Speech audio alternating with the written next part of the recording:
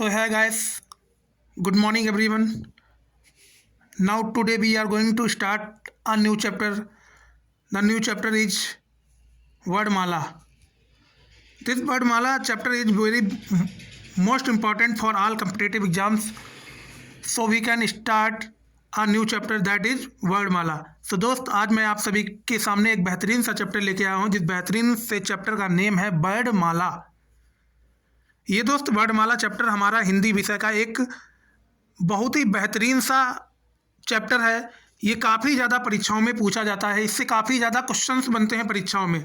तो चलिए हम आज बेसिक लेवल से एडवांस लेवल तक की हर एक जानकारी यहाँ पे पढ़ने वाले हैं। सो दोस्त वीडियो में अंत तक ज़रूर बने रहिएगा। और अगर अभी तक हमारे यूट्यूब चैनल को आपने नहीं सब्सक्राइब किया तो सब्सक्राइब जरूर कर लीजिएगा, बेल नोटिफिकेशन को भी प्रेस कर लीजिएगा। तो चलते हैं हम अपने टॉपिक की ओर। दोस्त आज का जो हमारा टॉपिक है वो है वर्डमाला। और आज मैं आप सभी को हर एक चीज़ के बारे में यहाँ पे जानकारी देने वाला हूँ कि वर्डमाला क्या होता है, क्या होते हैं स्वर और क्या होते हैं व्यंजन, और कितने प्रकार के व्यंजन होते हैं, कितने प्रकार के स्वर होते हैं। मतलब हर एक जानकारी आपको इस वीडियो के माध्यम से मिलने वाली है। तो ज़्यादा समय न गवाते हुए हम अपने आज के टॉपिक की ओर बढ़ते हैं। तो आज का जो हमारा चैप्टर है वो है दोस्त वर्डमाला। क्या है दोस्त? वर्डमाला हमारा चैप्टर है। ये सभी परीक्षाओं के लिए क्या है? महत्वपूर्ण है। ये सभी परीक्षाओं के लिए इम्पॉर्टेंट चैप्टर है दोस्त। तो सबसे पहले आज जानते हैं कि वर्डमाला भाई क्या होता है। तो ध्यान रखिएगा, वर्डमाला क्या होता है? तो याद रखिएगा, वर्डों का व्यवस्थित क्रम क्या कहलाता है? वर्डमाला कहलाता है। वर्डों का व्यवस्थित क्रम ही क्या कहलाता है? वर्डमाला कहलाता है। वर्डों का व्यवस्थित क्रम ही वर्डमाला कहलाता है। क्या हो गया दोस्त? वर्डों का व्यवस्थित क्रम ही वर्डमाला कहलाता है। अब जरा समझिएगा कि ये वर्ड क्या होता है। वर्ड अक्षर जिसको तोड़ा ना जा सके।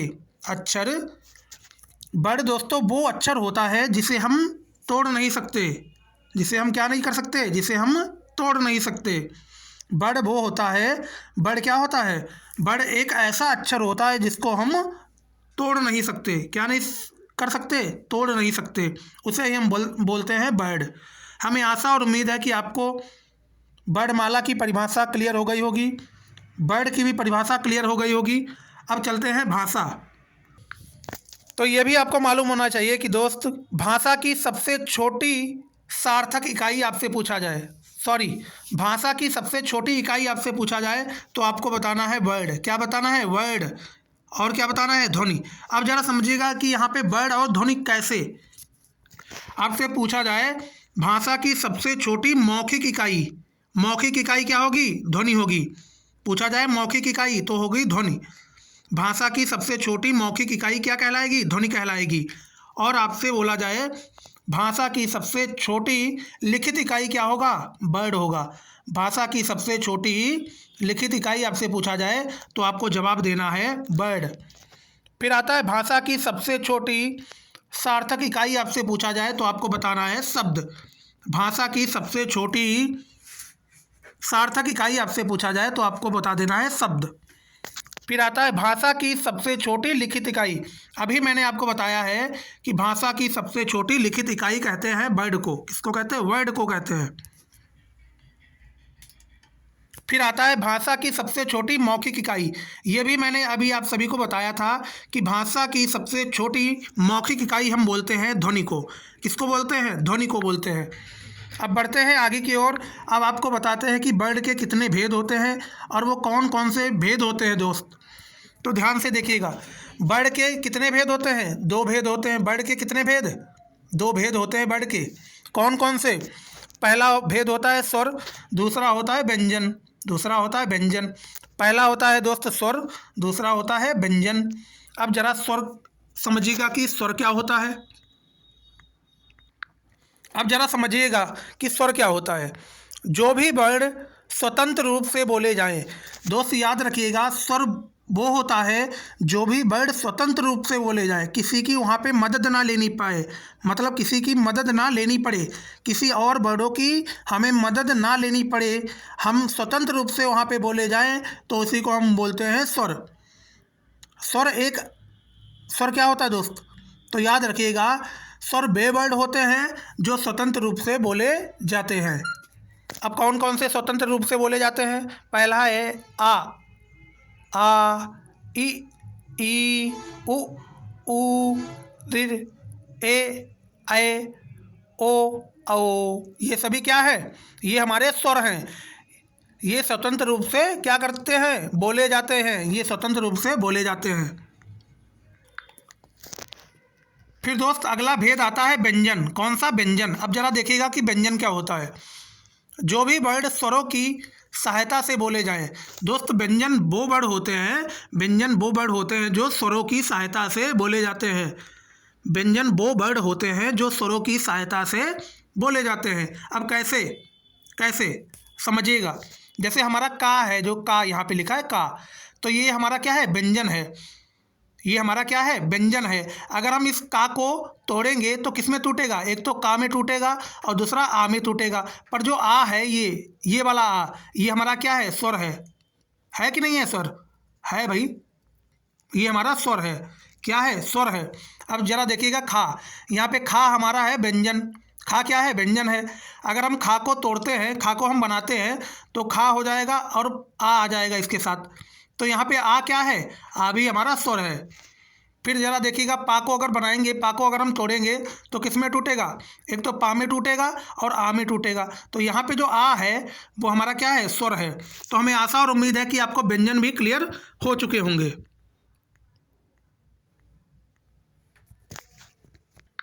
दोबारा से देखिएगा दोस्त, व्यंजन में ये लिखा है जो भी वर्ड स्वरों की सहायता से बोले जाएं। अब जरा देखिएगा यहाँ पे देखिए आ स्वर है, यहाँ भी आ स्वर है कि नहीं है? यहाँ भी आ स्वर है। तो यहाँ पे किसकी सहायता ली जा रही है? स्वरों की सहायता ली जा रही है। स्वरों की सहायता ली जाती है व्यंजन में, हमेशा याद रखिएगा।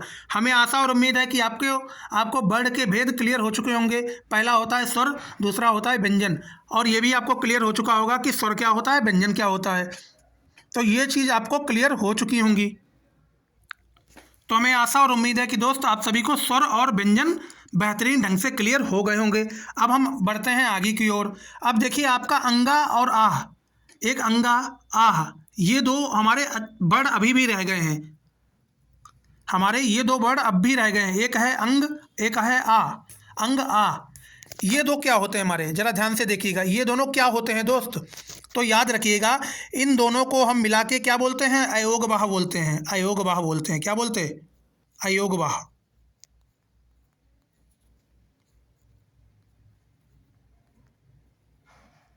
क्या बोलते हैं? अयोगवाह बोलते हैं। क्या बोलते हैं दोस्त? अयोगवाह। अब इसमें से अंगा को क्या बोलते हैं? अंग को क्या बोलते हैं? अंग को हम बोलते हैं अनुस्वार। क्या बोलते हैं? अनुस्वार बोलते हैं।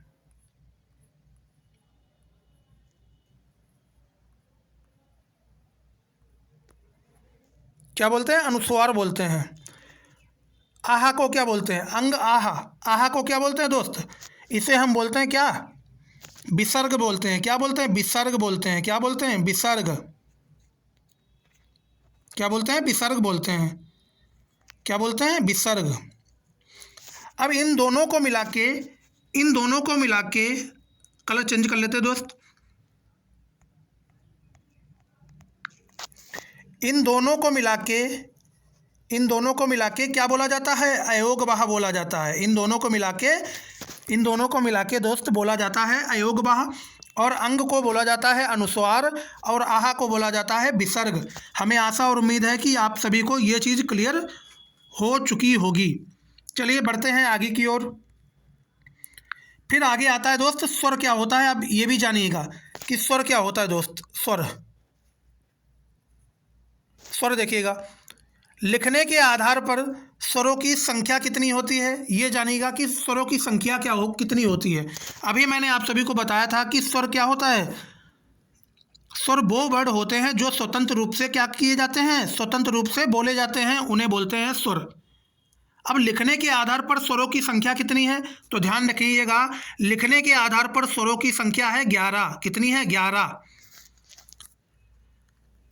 लिखने के आधार पर स्वरों की संख्या की अगर बात की जाए तो कितने हो जाएंगे? 11 हो जाएंगे। कितने हो जाएंगे? 11 हो जाएंगे। और अगर बोलने के आधार पर स्वरों की संख्या की बात की जाए तो हमारे हो जाएंगे 10।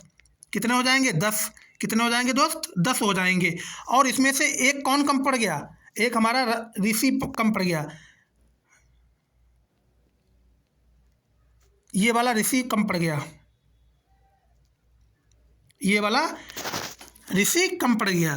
तो हमें आशा और उम्मीद है कि आप सभी को ये चीज़ क्लियर हो चुकी होंगी। अब आते हैं स्वरों के प्रकार पे कि भैया स्वर के कौन कौन से प्रकार होते हैं और कितने प्रकार होते हैं, ये भी आपको मालूम होना चाहिए। तो ध्यान रखिएगा, स्वरों के प्रकार हम पढ़ने जा रहे हैं। तो ध्यान रखिएगा कि स्वरों के कितने प्रकार होते हैं, तो 3 प्रकार होते हैं। पहला प्रकार है ह्रस्व स्वर, दूसरा है दीर्घ स्वर, तीसरा है पलुत स्वर। तीसरा कौन सा है, पलुत स्वर। अब जरा ध्यान से देखिएगा कि ह्रस्व स्वर क्या होता है। तो याद रखिएगा, ह्रस्व स्वर वो स्वर होते हैं जिनमें बोलने में कम समय लगे। क्या हो, बोलने में कम समय लगे, उसे बोलेंगे ह्रस्व स्वर। क्या बोलेंगे, ह्रस्व स्वर वो स्वर होते हैं जिसको बोलने में कम समय लगे, उसे बोलते हैं ह्रस्व स्वर। अब इसमें भैया ह्रस्व स्वर में कौन कौन से वर्ड आ जाएंगे, एक तो आ जाएगा अ। देखिए हमने बोला अ, तो इसमें बहुत कम समय लगा, इ बहुत कम समय लगा, उ, रि। देखिए इसमें इन सभी वर्डों में बहुत ही ज़्यादा कम समय लग रहा है, बहुत कम समय लग रहा है, तो इसे क्या बोलेंगे, ह्रस्व स्वर बोलेंगे। अब आते हैं दीर्घ स्वर। दीर्घ स्वर भैया क्या होता है, तो याद रखिएगा दीर्घ स्वर, ध्यान से देखिएगा जो हम बता रहे हैं, ह्रस्व स्वर से दोगुना समय लगे। दोस्त याद रखिएगा, जो हमारे दीर्घ स्वर होते हैं, दीर्घ स्वर में ह्रस्व स्वर से ज़्यादा समय लगता है। किससे ज़्यादा लगता है, ह्रस्व स्वर से ज़्यादा का समय लगता है दीर्घ स्वर में, हमेशा याद रखिएगा। अब जैसे यहाँ पे वर्ड लिखे हैं आ, ई, ऊ, ए, ओ, औ। अब देखिए इसमें समय ज़्यादा लग रहा है ना, इसमें ह्रस्व स्वर से ज़्यादा का समय लग रहा है, तो उसे हम बोलेंगे दीर्घ स्वर। क्या बोलेंगे, दीर्घ स्वर। जैसे आ, ई, ऊ, ए, ओ, औ। देखिए इसमें ज़्यादा समय लग रहा है, तो इसे हम क्या बोलेंगे, दीर्घ स्वर बोलेंगे। हमें आशा और उम्मीद है कि आप सभी को ये चीज़ क्लियर हो रही होंगी, ये चीज़ क्या हो रही होंगी, क्लियर हो रही होंगी। फिर आता है हमारा पलुत स्वर। तीसरा जो आता है स्वर के प्रकार में, तीसरा आता है पलुत स्वर। कौन सा, पलुत स्वर। अब जरा देखिएगा कि ये पलुत स्वर क्या होता है। पलुत स्वर में हमेशा याद रखिएगा दोस्त, इसमें ह्रस्व स्वर से 3 गुना समय लगे।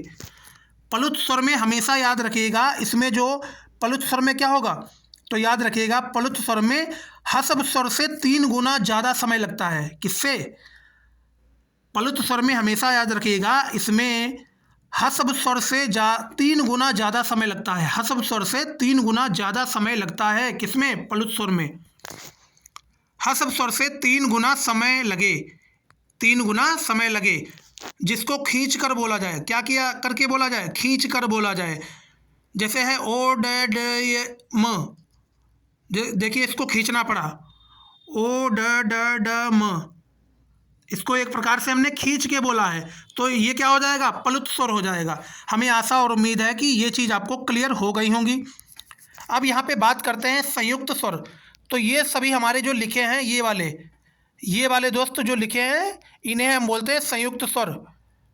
संयुक्त स्वर बोलते हैं। और ये संयुक्त स्वर की संख्या कितनी है, 7 है। कितनी है, 7 है। कितनी है दोस्त, 7 है। हमें आशा और उम्मीद है कि आप सभी को ये चीज़ भी क्लियर हो चुकी होगी। अब बढ़ते हैं आगे की ओर। अब आपको बताते हैं दोस्त, क्या बताते हैं, अब आपको बताते हैं, अब भाई लोग जरा आप सभी लोग ये समझ लीजिएगा कि ये संयुक्त स्वर को हम क्या कहते हैं, कैसे हम पहचानेंगे ये संयुक्त स्वर है। अब जरा आपको ये भी मालूम होना चाहिए। जैसे हमने आपके सामने ये बात की थी दोस्त कि आपका जैसे संयुक्त स्वर है ए आपका संयुक्त स्वर है। तो ये कैसे संयुक्त है, कैसे है ये संयुक्त, तो दोस्त ए जो है हमारा शब्द है ए, तो ये ए जो शब्द है ये किस किस से मिलके बना है, आपको ये भी मालूम होना चाहिए। तो ये दोस्त सबसे पहले आ से मिलके बना है, और किससे मिलके बना है, प्लस ई, इन दोनों वर्डों से मिलके बना है, तभी हम इसको बोलेंगे संयुक्त। तभी हम इसको क्या बोलेंगे, संयुक्त बोलेंगे। अब जैसे मान लीजिए, क्या मान लें, जैसे मान लीजिए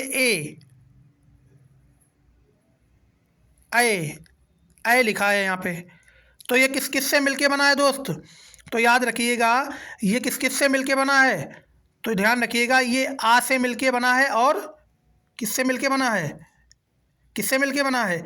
ए से मिलके बना है, ए से मिलके बना है। अब जैसे मान लीजिए लिखा है दोस्त ओ लिखा है,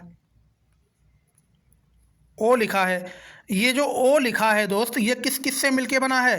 तो ध्यान रखिएगा, ये मिलके बना है आ प्लस ऊ, आ प्लस आ धन ऊ, ये दो वर्डों से मिलके बना है। अब जैसे हमारे पास लिखा है औ, डबल पाई लगी है औ। अब ये भाई किस किस से मिलके बना है? जरा ध्यान से देखिएगा, तो ये मिलके बना है आ प्लस ओ, आ प्लस ओ, आ प्लस ओ, इनसे मिलके बना है। तभी हम इन्हें बोलते हैं संयुक्त स्वर। तभी हम क्या बोलते हैं? संयुक्त स्वर बोलते हैं। क्यों संयुक्त स्वर बोलते हैं? क्योंकि ये दो लोगों से मिलके बनते हैं, ये दो वर्डों से मिलके बनते हैं, तभी हम इनको बोलते हैं संयुक्त स्वर। हमेशा ध्यान रखिएगा, तभी हम इन्हें क्या बोलते हैं? संयुक्त स्वर बोलते हैं, क्योंकि ये दो लोगों से मिलके बनते हैं।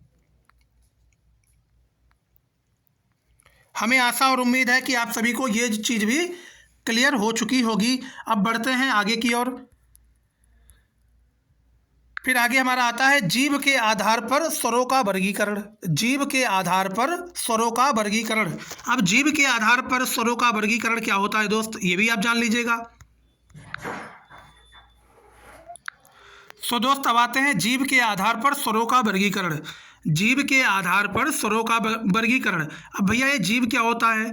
तो जीव का मतलब यहाँ पे ये है दोस्त कि जब भी हम स्वरों को बोलते हैं तो हमारी जो जीभ होती है वो क्या होती है? टकराती है आपस में। मतलब जीभ क्या होती है? कोई कोई स्वर हैं कि जीभ के आगे हिस्से से बोले जाएंगे, कोई कोई स्वर ऐसे होते हैं जो जीभ के बीच वाले हिस्से से बोले जाएंगे, कोई कोई हैं कहीं और से बोले जाएंगे। तो वही चीज़ हम आपको समझाने वाले हैं कि जीभ के आधार पर स्वरों का वर्गीकरण कैसे होता है। ध्यान से देखिएगा। सबसे पहले आता है हमारा अग्रस्वर। अग्रस्वर, ये अग्रस्वर क्या होता है? तो अग्रस्वर क्या होता है दोस्त?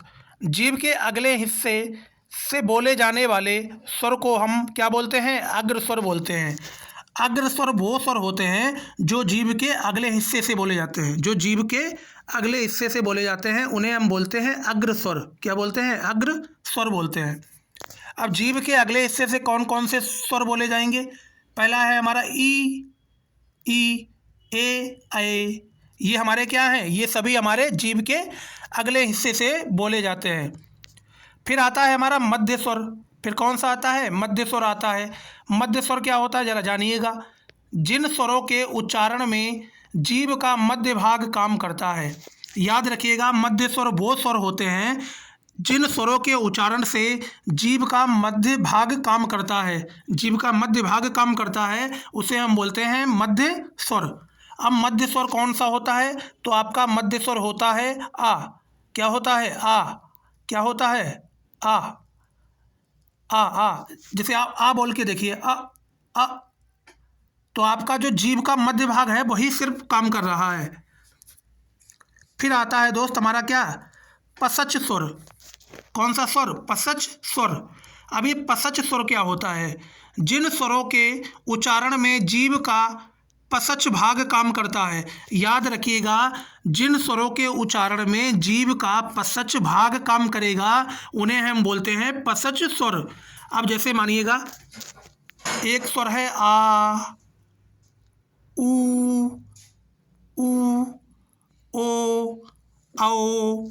ये सभी क्या है? इनमें जीभ का पसच भाग काम कर रहा है, तो इनको हम क्या बोलेंगे? पसच स्वर बोलेंगे। हमें आशा और उम्मीद है कि ये चीज़ भी आपको क्लियर हो चुकी होगी। अब आगे बढ़ते हैं दोस्त आगे की ओर। आगे भी आपको बेहतरीन ढंग से बताते हैं हर एक चीज़ यहाँ पे। अभी दोस्त आप सभी के सामने मैंने आप सभी को बताया था कि जीभ के आधार पर स्वरों का वर्गीकरण। अभी मैंने जीभ के आधार पर स्वरों का वर्गीकरण भी पढ़ लिया है।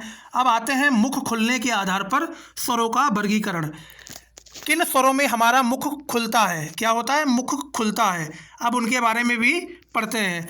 मुख खुलने के आधार पर स्वरों का वर्गीकरण क्या होता है, जरा इसे याद रखिएगा। पहला आता है समव्रत स्वर। पहला कौन सा स्वर है, पहला स्वर है हमारा समव्रत स्वर। ये समव्रत स्वर क्या होता है, ध्यान से देखिएगा। तो समव्रत स्वर वो स्वर होते हैं जिन स्वरों के उच्चारण में मुख लगभग बंद हो। दोस्त याद रखिएगा, समव्रत स्वर वो स्वर होंगे, समव्रत स्वर वो स्वर होते हैं जिन स्वरों के उच्चारण में मुख जो होता है वो लगभग क्या होता है, बंद होता है, लगभग बंद होता है। समव्रत स्वर के अंतर्गत जो हमारा मुख होता है वो लगभग क्या होता है, बंद होता है। जब हम समव्रत स्वर की बात करेंगे तो इनमें जिन भी स्वर का उच्चारण करेंगे जब हम उच्चारण करेंगे तो हमारा क्या होगा, हमारा मुख लगभग बंद होगा। तो हमें आशा और उम्मीद है कि आपको समव्रत स्वर क्लियर हो गया होगा। अब इसमें कौन कौन से स्वर आते हैं। पहला स्वर है हमारा ऊ। अब देखिए जरा, अब जरा इसे पढ़िएगा, ऊ ऊ। तो देखिए हमारा मुंह लगभग बंद हुआ, ऊ। देखिए लगभग हमारा मुंह बंद हुआ। अभी हम बोल दें ई ई, इसमें भी हमारा मुंह लगभग बंद हुआ, ई। इसमें भी हमारा लगभग मुंह बंद हुआ। तो दोस्त हमें आशा और उम्मीद है कि आपको समव्रत स्वर क्लियर हो गया होगा। फिर आता है हमारा अर्ध समव्रत स्वर, अर्ध समव्रत स्वर। अब कौन सा स्वर आता है, अर्ध समव्रत स्वर आता है। अब जरा समझिएगा कि ये अर्ध समव्रत स्वर क्या होता है। जिन स्वरों के उच्चारण में मुख आधा बंद हो। अभी आपको बताया था कि समव्रत स्वर में क्या होता था, मुख लगभग बंद हो जाता था, पर अर्ध समव्रत स्वर में क्या होता है, मुख आधा बंद होता है। कितना बंद होता है, आधा बंद होता है। तो इसमें कौन कौन से स्वर आएंगे, पहला है ओ। पहला कौन सा है, ओ। फिर है हमारा ए। इसमें देखिए मुंह हमारा क्या हो रहा है, आधा बंद हो रहा है। फिर आता है हमारा विव्रत स्वर। कौन सा स्वर, विव्रत स्वर। अब जरा जानिएगा कि विव्रत स्वर क्या होता है, विव्रत स्वर क्या होता है। तो याद रखिएगा, विव्रत स्वर वो स्वर होते हैं जिन स्वरों के उच्चारण में मुख पूरा खुला हो। दोस्त याद रखिएगा, विव्रत स्वर वो स्वर होते हैं जिन स्वरों के उच्चारण में मुख पूरा खुला हो। मुख जो होता है, मुंह जो होता है वो पूरा खुल जाता है। जिन स्वरों के उच्चारण में मुख पूरा खुल जाए उन्हें हम बोलेंगे विव्रत स्वर।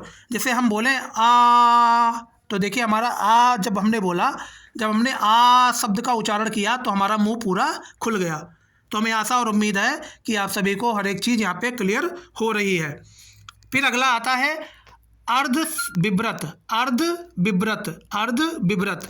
अर्ध विव्रत क्या होता है, जिन स्वरों के उच्चारण में मुख आधा खुला हो। याद रखिएगा, अर्ध विव्रत स्वर वो स्वर होंगे जिन स्वरों के उच्चारण में हमारा जो मुख होता है वो आधा खुलता है। कितना खुलता है, आधा खुला हो। कितना खुला हो, आधा खुला हो। अब जैसे मान लीजिए हम अभी उच्चारण करते हैं, जैसे हमारा पहला है अ। देखिए इसमें हमारा मुंह जो है वो आधा खुला, ओ। तो देखिए इसमें हमारा मुंह जो है वो आधा खुला। अभी हम बोले ऐ ऐ, तो इसमें भी हमारा जो मुख है वो कितना खुला, आधा खुला है। तो हमें आशा और उम्मीद है कि आप सभी को मुख खुलने के आधार पर स्वरों का वर्गीकरण बेहतरीन ढंग से समझ आया होगा। अब बढ़ते हैं आगे की ओर। फिर आता है ओष्ठाकृति के आधार पर वर्गीकरण। ओष्ठाकृति के आधार पर वर्गीकरण। अब भैया समझिएगा कि ये ओष्ठाकृति क्या होता है। ओष्ठाकृति के आधार पर वर्गीकरण, ओष्ठाकृति के आधार पर वर्गीकरण ये क्या होता है, अब इसे समझिएगा।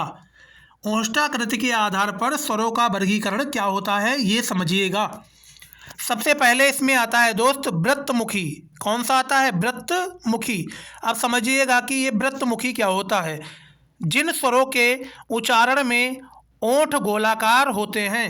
याद रखिएगा, वृत्तमुखी वो होंगे जिन स्वरों के उच्चारण में हमारे जो ओंठ होते हैं वो गोलाकार होते हैं, गोलाकार आकार में आ जाते हैं। जिन स्वरों के उच्चारण में हमारे जो ओंठ होते हैं वो गोलाकार आकार में आ जाते हैं तो उन्हें हम बोलते हैं वृत्तमुखी। क्या बोलते हैं? वृत्तमुखी बोलते हैं। जैसे अभी हम उच्चारण करें ऊ, तो देखिए हमारा जो ओंठ है दोस्त वो गोलाकार के आकार में हो गए थे। फिर आता है हमारा ऊ, ओ, आओ, तो देखिए हमारे जो ओंठ है दोस्त वो गोलाकार के आकार में हो जाते हैं। तो हमें आशा और उम्मीद है कि आप सभी को वृत्तमुखी भी समझ आ गया होगा। फिर आता है हमारा आवृत्तमुखी। आवृत्तमुखी समझिएगा क्या होता है आवृत्तमुखी। तो ध्यान रखिएगा दोस्त, आवृत्तमुखी क्या होता है इसे आप समझिएगा। जिन स्वरों के उच्चारण में ओंठ वृत्तमुखी या गोलाकार नहीं होते हैं, याद रखिएगा दोस्त, आवृत्तमुखी में क्या होता है, जिन स्वरों के उच्चारण में हमारे जो ओंठ होते हैं वो गोलाकार के आकार में नहीं होते हैं, हमारे जो ओंठ होते हैं वो गोलाकार के आकार में नहीं होते हैं, तो उसे हम बोलते हैं आवृत्तमुखी। क्या बोलते हैं? आवृत्तमुखी।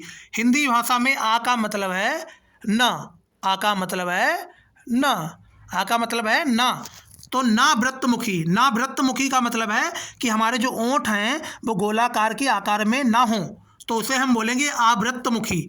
अब समझिएगा कि आ का मतलब क्या होता है। जैसे हम अभी बोले अ, तो देखिए हमारे जो ओंठ है वो गोलाकार के आकार में नहीं हुए। आ, ई, ए, तो देखिए हमारे जो ओंठ है दोस्त इनमें क्या नहीं हुए, गोलाकार के आकार में नहीं हुए।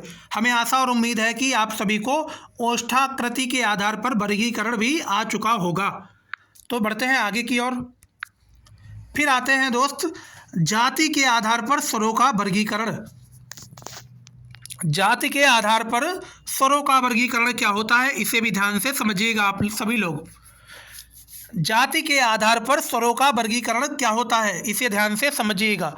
पहला आता है हमारा सजातीय, पहला आता है सजातीय, पहला कौन सा है? सजातीय है। दूसरा है हमारा विजातीय, दूसरा हमारा कौन सा है? विजातीय है। पहला दोस्त है हमारा सजातीय, दूसरा है विजातीय।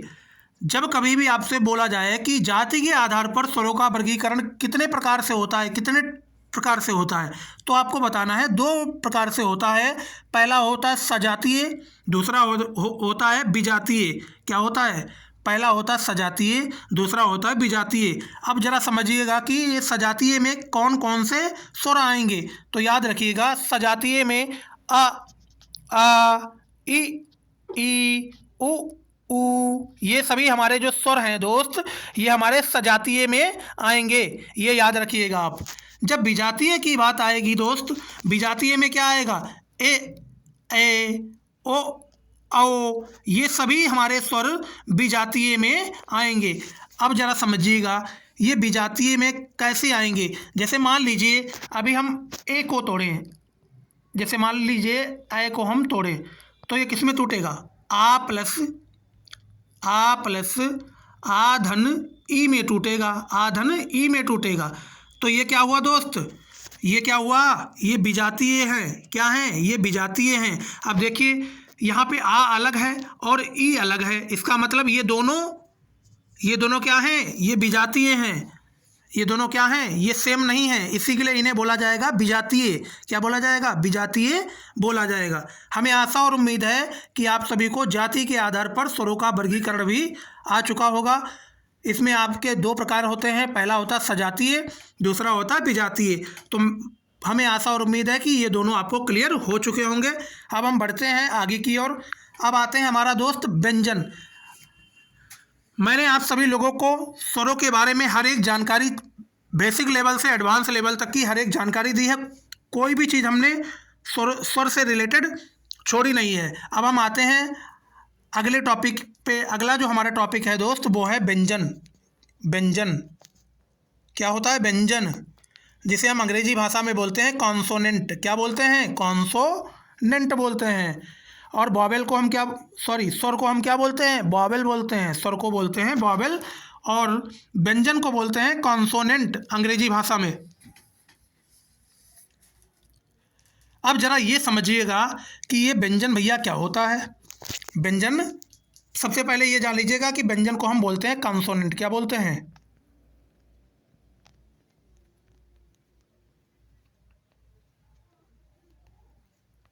क्या होता है? कॉन्सोनेंट बोलते हैं इसको अंग्रेजी भाषा में। अब जरा समझिएगा कि ये व्यंजन क्या होता है। जो वर्ड स्वरों की सहायता से बोले जाएं, अभी मैंने आप सभी को शुरुआत में ही बताया था, व्यंजन हमारे वो वर्ड होते हैं जो किसकी सहायता से बोले जाते हैं, वो हमारे स्वरों की सहायता से बोले जाते हैं। किसकी सहायता से? स्वरों की सहायता से बोले जाते हैं। तो याद रखिएगा, स्वरों की सहायता से जो भी वर्ड बोले जाएंगे उन्हें हम बोलेंगे व्यंजन। क्या बोलेंगे? व्यंजन बोलेंगे।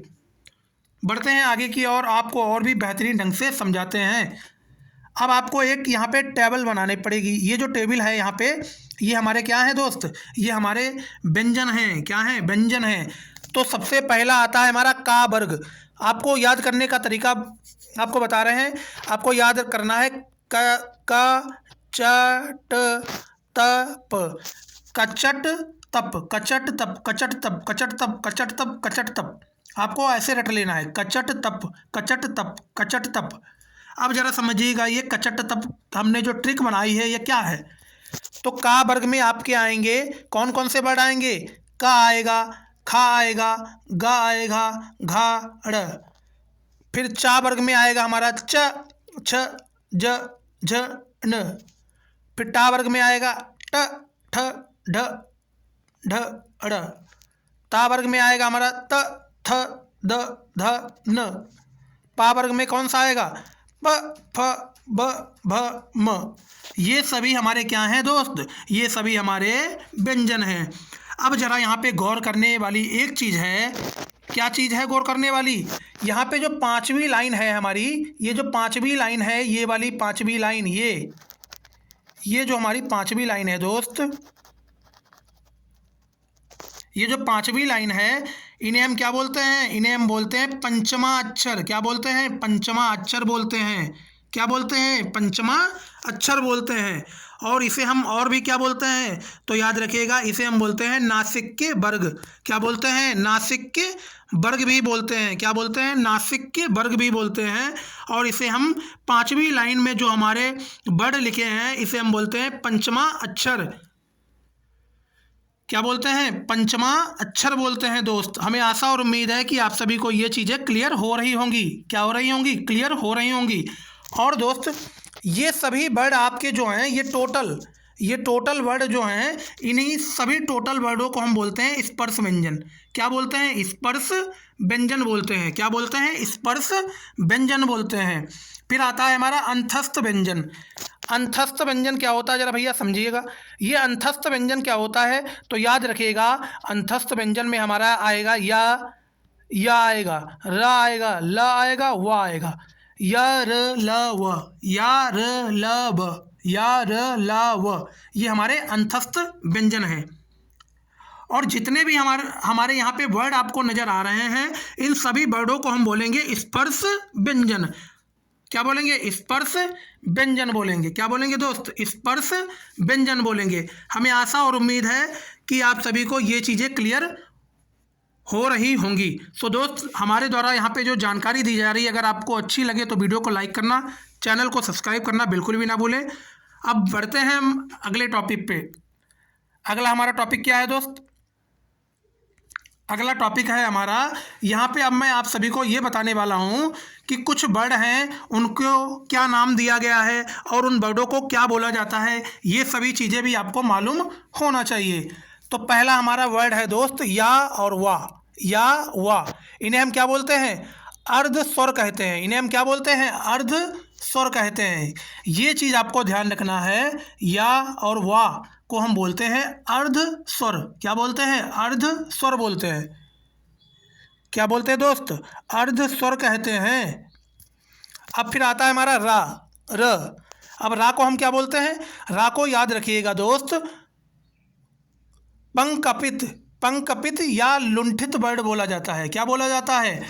पंकपित बोला जाता है या लुंठित वर्ड बोला जाता है। किसको? रा को बोला जाता है। फिर आता है हमारा ला। फिर हमारा क्या आता है? ल। अब ला को क्या बोला जाता है? तो याद रखिएगा, ला को बोला जाता है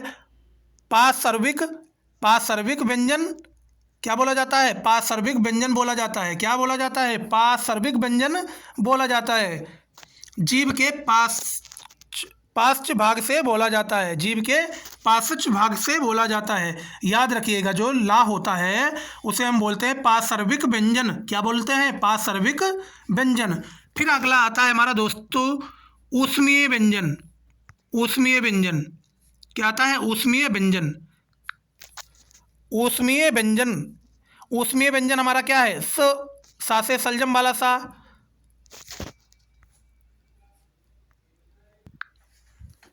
फिर आता है स ह। ये हमारे क्या है? ऊष्मीय व्यंजन है। अब ऊष्मीय व्यंजन क्या होता है दोस्त?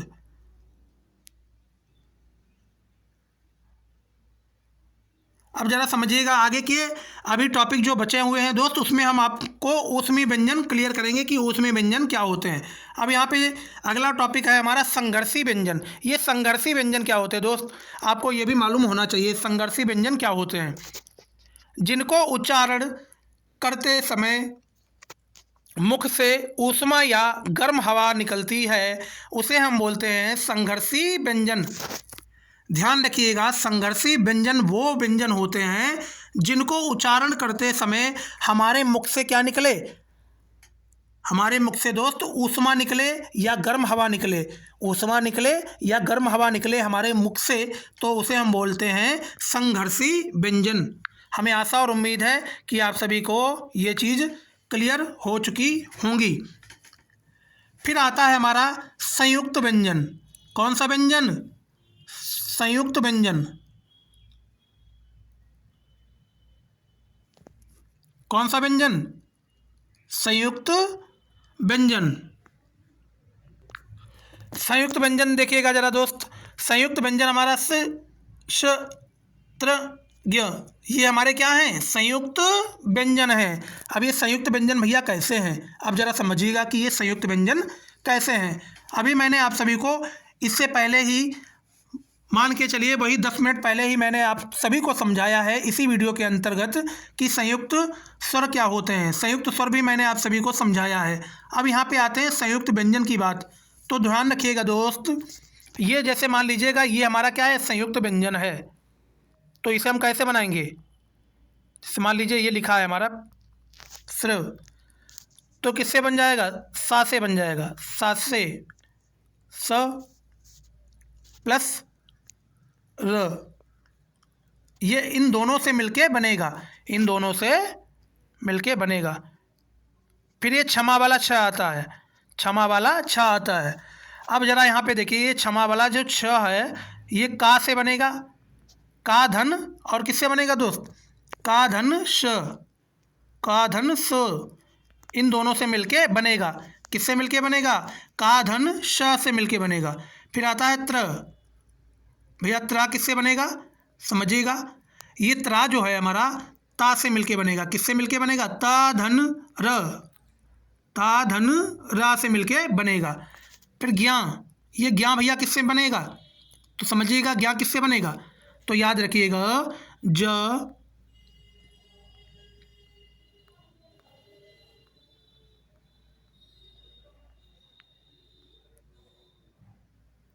हमें आशा और उम्मीद है कि दोस्त आप सभी को ये चीज़ क्लियर हो चुकी होगी कि संयुक्त व्यंजन क्या होता है। संयुक्त व्यंजन वो व्यंजन होते हैं जो दो वर्डों के मेल से बनते हैं। किसके मेल से? दो वर्डों के मेल से बनते हैं। और वो दोनों वर्ड हमारे कौन से होने चाहिए? वो दोनों वर्ड हमारे व्यंजन ही होने चाहिए। वो दोनों वर्ड जो होते हैं वो हमारे दोनों व्यंजन ही होने चाहिए। अब यहाँ पे गौर करके देखिए जरा कैसे। यहाँ पे देखिए, ये भी हमारा व्यंजन है, ये भी हमारा व्यंजन है, ये भी और ये भी व्यंजन, ये भी व्यंजन, ये भी व्यंजन, ये भी व्यंजन। तो हमारे सभी व्यंजन है ना। जब सभी हमारे व्यंजन हैं दोस्त और दो के मेल से एक हमारा व्यंजन बना, दो व्यंजनों के मेल से हमारा एक व्यंजन बना है, तो इसका मतलब उन्हें हम बोलेंगे संयुक्त व्यंजन।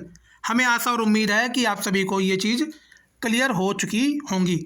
अब बढ़ते हैं आगे की ओर दोस्त। फिर आता है हमारा वर्डों की संख्या।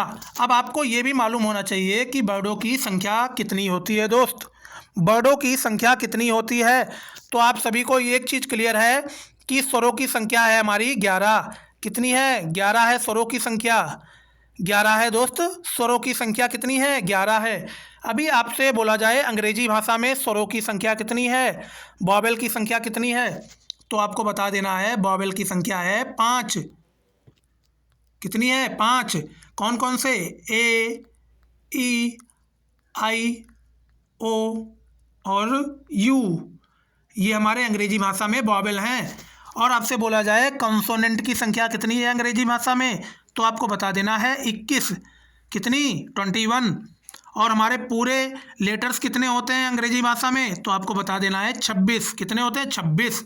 अब जब हम हिंदी भाषा की बात करें तो यहाँ पे स्वरों की संख्या 11 होती है। फिर यहाँ पे आप सभी को मैंने बताया था अयोगवाह क्या होता है। अयोगवाह क्या होता है, तो अयोगवाह में भी हमारे 2 वर्ड होते हैं। अयोगवाह में हमने आप सभी को बताया था वो कौन कौन से 2 वर्ड होते हैं, तो याद रखिएगा, एक था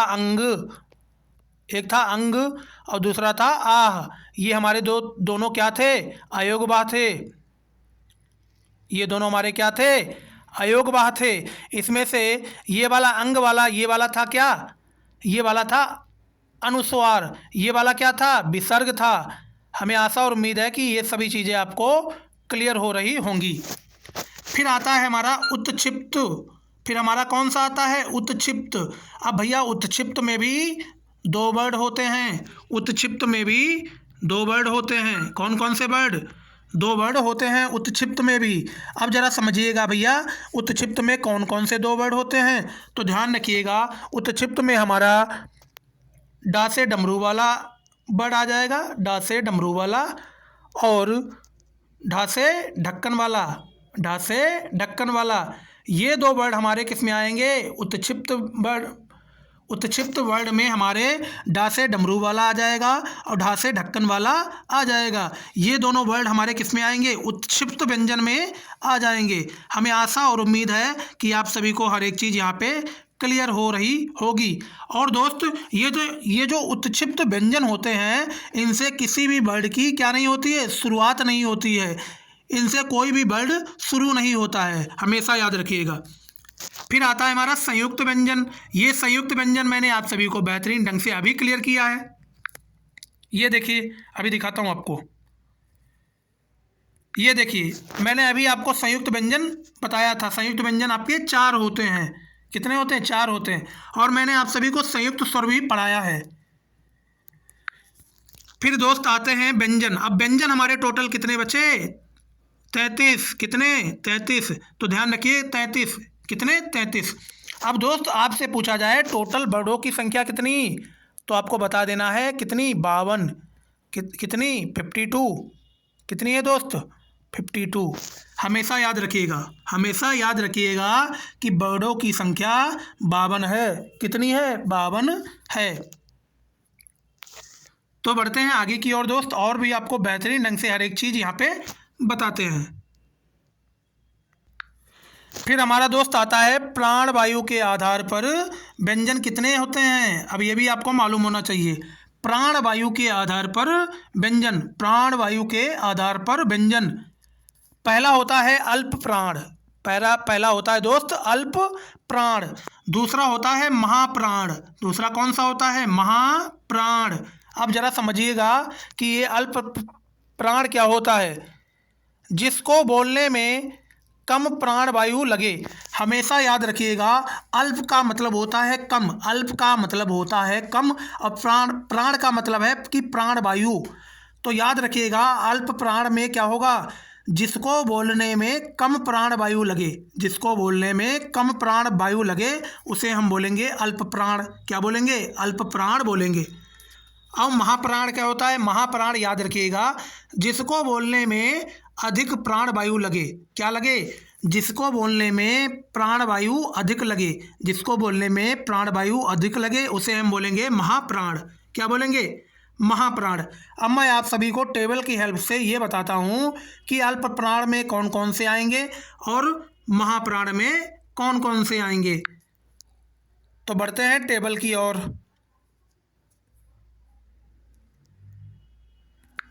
अब जरा यहाँ पे टेबल है दोस्त, यहाँ से समझिएगा।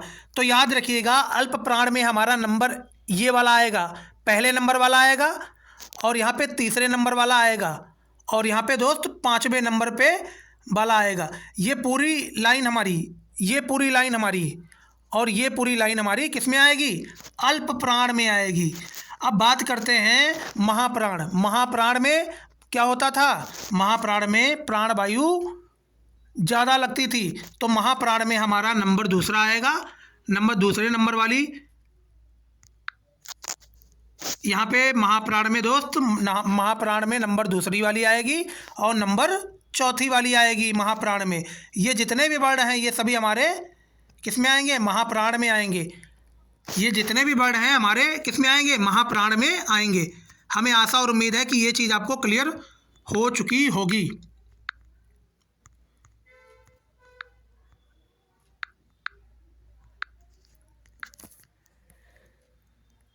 तो दोस्त याद रखिएगा, अल्प प्राण में हमारी पहले नंबर की श्रेणी आएगी, और तीसरे नंबर की श्रेणी आएगी, और पाँचवें नंबर की श्रेणी आएगी। और याद रखिएगा, इन श्रेणी को जब आप बोलेंगे तो आपकी जो प्राणवायु है वो बहुत ही कम लगेगी। क्या लगेगी? बहुत ही कम लगेगी प्राणवायु। और महाप्राण में आपको याद रखना है, नंबर दूसरे नंबर की श्रेणी आएगी, और चौथे नंबर की रो आएगी। चौथे नंबर की श्रेणी आएगी और दूसरे नंबर की श्रेणी आएगी।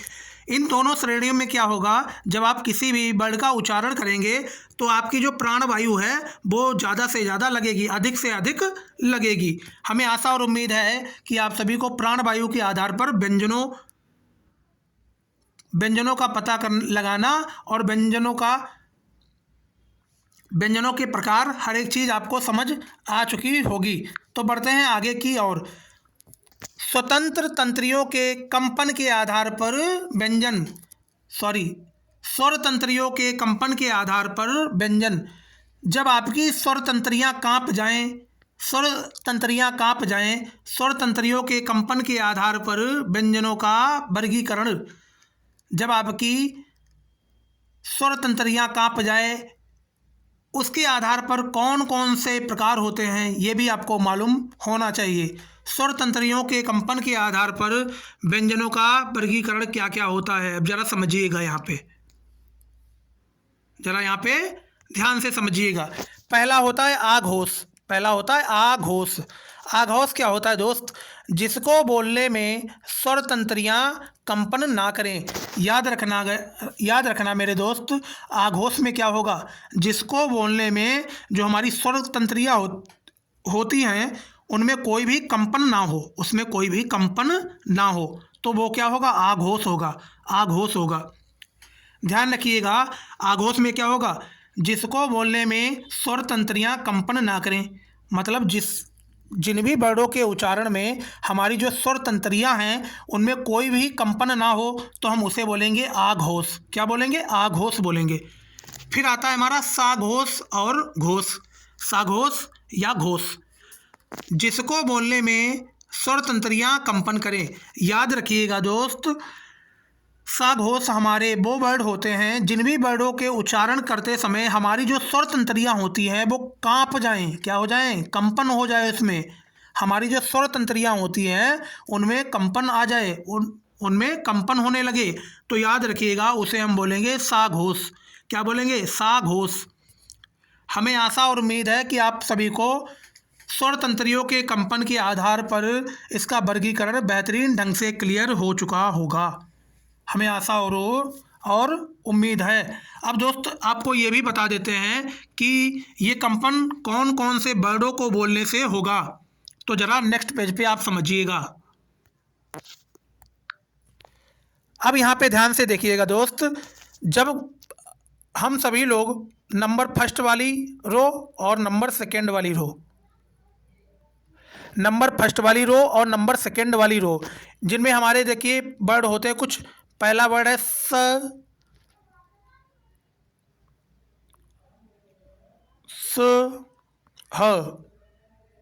श।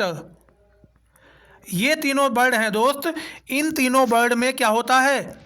इन तीनों वर्डों में हमारा क्या होता है, इन तीनों वर्डों में हमारी जो स्वर तंत्रियां हैं उनमें कोई भी कंपन नहीं होता है। जब उनमें कोई भी कंपन नहीं होता है तो हम इसे बोलते हैं आघोष।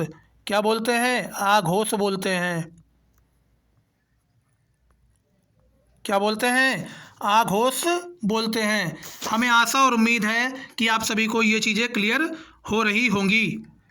फिर हमारा आता है दोस्त, क्या आता है, फिर हमारा आता है साघोष। क्या आता है, साघोष। अब जरा समझिएगा कि ये साघोष क्या होता है। साघोष क्या होता है, तो साघोष में दोस्त हमारे नंबर तीसरे नंबर की श्रेणी आ जाएगी। और कौन सी आएगी, चौथे नंबर की श्रेणी आ जाएगी दोस्त। और कौन सी आएगी, पाँचवें नंबर की श्रेणी आ जाएगी। ये तीनों श्रेणी आएंगी, प्लस क्या आ जाएंगे, स्वर भी आ जाते हैं। कौन कौन आ जाते हैं, स्वर भी हमारे आ जाते हैं दोस्त। क्या आ जाते हैं, स्वर भी आ जाते हैं। जैसे मान लीजिए अभी हम कुछ वर्ड लिख दें, य, र, ल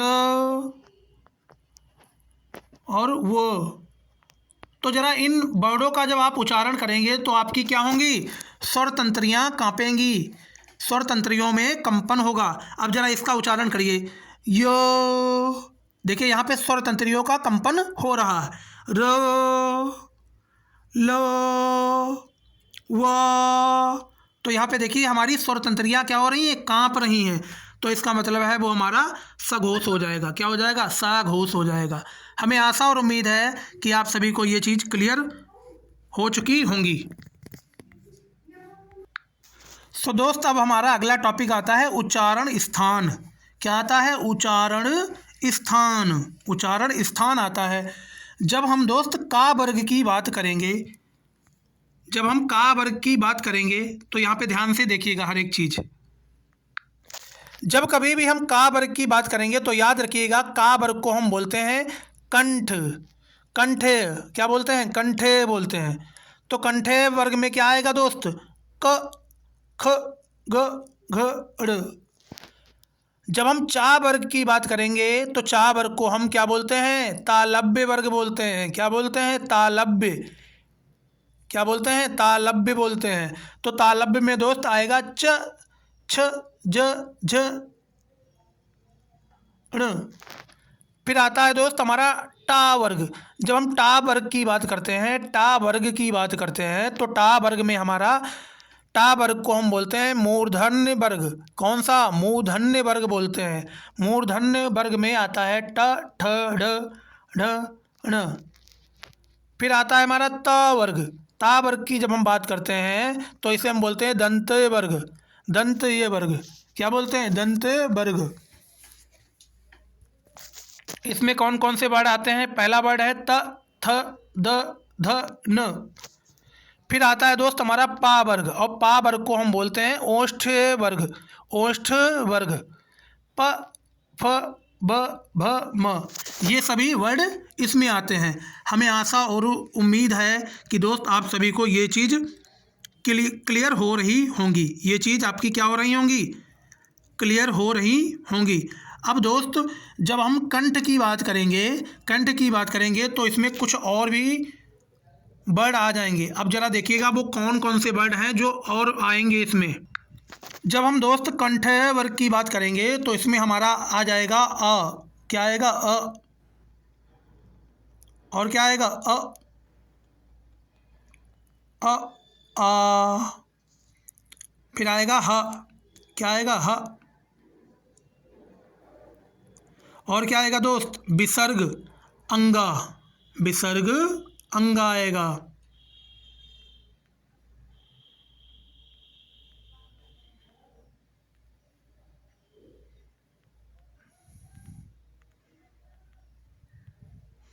विसर्ग अंगा आएगा। अब इसमें ज़रा देखिएगा तालव्य वर्ग में कौन कौन से और वर्ड आएंगे, तो ध्यान रखिएगा दोस्त। इसमें हमारा आएगा ई, ई, ई। क्या आएगा, ई, ई, य, स, ये क्या आएंगे, ये वर्ड हमारे इसमें आ जाएंगे। फिर आता है हमारा मूर्धन्य। मूर्धन्य वर्ग में कौन कौन से आएंगे, ऋषि आएगा, र से ऋषि।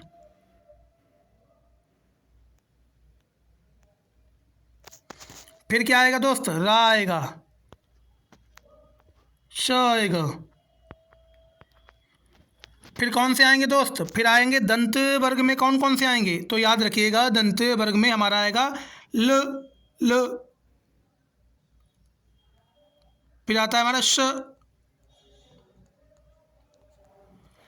फिर दोस्त ओष्ठ वर्ग में और कौन से वर्ड आएंगे, तो ध्यान रखिएगा ओष्ठ वर्ग में कौन कौन से, ओष्ठ वर्ग में हमारे कौन कौन से वर्ड आएंगे, तो ध्यान रखिएगा दोस्त ओष्ठ वर्ग में हमारे आएंगे ऊ। कौन सा आएगा, ऊ और छोटा ऊ और बड़ा ऊ, छोटा ऊ और बड़ा ऊ, ये दोनों वर्ड हमारे इसमें आ जाएंगे। तो हमें आशा और उम्मीद है कि दोस्त आप सभी को ये चीज़ भी क्लियर हो चुकी होगी। तो बढ़ते हैं आगे की ओर, बढ़ते हैं आगे की ओर। और हमारा ये लास्ट टॉपिक है दोस्त। मैंने आप सभी को वर्णमाला पूरी बेहतरीन ढंग से कराया है। आप सभी को मैंने जीरो लेवल से एडवांस लेवल तक की हर एक जानकारी दी है। हमने कोई भी चीज़ यहाँ पे वर्णमाला के अंतर्गत छोड़ी नहीं है, कोई भी चीज़ मैंने यहाँ पे लेफ्ट नहीं की है दोस्त, याद रखिएगा। सो दोस्त हमारे द्वारा जो जानकारी दी गई है अगर आपको अच्छी लगी हो तो ईमानदारी से वीडियो को लाइक करना, शेयर करना अथवा कमेंट करना बिल्कुल भी ना भूलें, और चैनल को सब्सक्राइब करना भी बिल्कुल ना भूलें। अब दोस्त यहाँ पे आता है हमारा कंठ तालव्य। अब जरा समझिएगा कि ये कंठ तालव्य में कौन कौन से वर्ड आते हैं। तो याद रखिएगा कंठ तालव्य में हमारे दो वर्ड आएंगे। पहला आएगा ए और ए, ए और ए, ये दो वर्ड हमारे किस में आएंगे, कंठ तालव्य में आएंगे, कंठ तालव्य में आएंगे। फिर आता है हमारा कंठोष्ठ। कंठोष्ठ, कंठोष्ठ की बात की जाए तो कंठोष्ठ में कौन कौन से वर्ड आएंगे, पहला है ओ और दूसरा वर्ड है हमारा औ। ये दोनों वर्ड हमारे किस में आएंगे, कंठोष्ठ में आएंगे। फिर आता है हमारा दंतोष्ठ। फिर हमारा कौन सा आता है, दंतोष्ठ। फिर दंतोष्ठ में हमारा एकमात्र सिंगल वर्ड है जिसे हम बोलते हैं वाह, क्या बोलते हैं, वाह बोलते हैं, वाह। ये हमारा आएगा किसमें, दंतोष्ठ में आएगा। तो ये रही हमारी दोस्त वर्णमाला की क्लास, जो मैंने आप सभी को बेहतरीन ढंग से हर एक चीज़ यहाँ पे जानकारी दी है। सो दोस्त हमारे द्वारा यहाँ पे जो जानकारी दी गई है अगर आपको अच्छी लगी हो तो वीडियो को ईमानदारी से लाइक करना, शेयर करना अथवा चैनल को सब्सक्राइब करना बिल्कुल भी ना भूलें। और दोस्त अभी तक आपने हिंदी के और जो चैप्टर्स हैं जैसे समास है और कारक है, सर्वनाम है, संज्ञा है, ये चैप्टर अभी तक आपने नहीं क्लियर करे हैं तो आप हमारे यूट्यूब चैनल पर जाके प्लेलिस्ट का एक सेक्शन होगा जहाँ पे लिखा है हिंदी। प्लेलिस्ट के सेक्शन में एक प्लेलिस्ट होगी हिंदी की, हिंदी विषय की। प्लेलिस्ट किसकी होगी दोस्त, प्लेलिस्ट होगी हिंदी विषय की।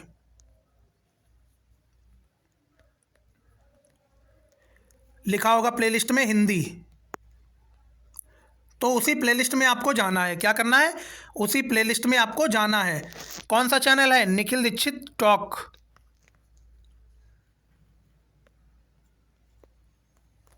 तो इस चैनल पर आपको जाना है हिंदी प्लेलिस्ट के सेक्शन में, हिंदी प्लेलिस्ट के सेक्शन में जाना है। कहाँ जाना है, हिंदी प्लेलिस्ट के सेक्शन में जाना है, जहाँ पे आप सभी को काफ़ी सारे हिंदी के चैप्टर मिल जाएंगे। जैसे संज्ञा है, संज्ञा, सर्वनाम, फिर कौन सा, कारक, फिर कौन सा, समास, और कौन सा दोस्त, समास के बाद कौन सा आ रहा है, समास के बाद है हमारा विलोम शब्द,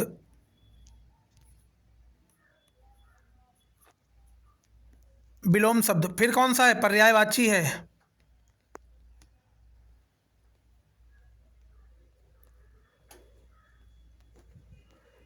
कौन सा है, पर्यायवाची है।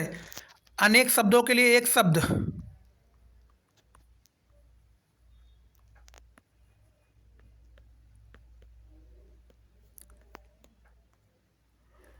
अनेक शब्दों के लिए एक शब्द।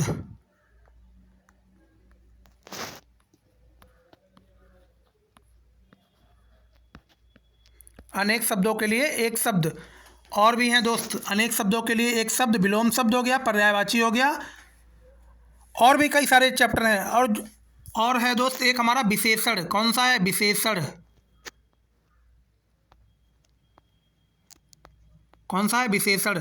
तो दोस्त ये चैप्टर आपको बेहतरीन ढंग से और बेसिक लेवल से आपको अगर कंप्लीट करना है तो आप हमारे प्लेलिस्ट में जाके इन सभी चैप्टर्स को गहन तरीके से कंप्लीट कर सकते हैं। तो दोस्त ये था हमारे द्वारा आज चैप्टर कराया गया जो वर्णमाला है। इस वर्णमाला में मैंने आप सभी लोगों को हर एक चीज़ के बारे में जानकारी दी है। हमने कोई भी चीज़ यहाँ पे लेफ्ट नहीं की है, कोई भी चीज़ यहाँ पे हमारी छूटी नहीं है।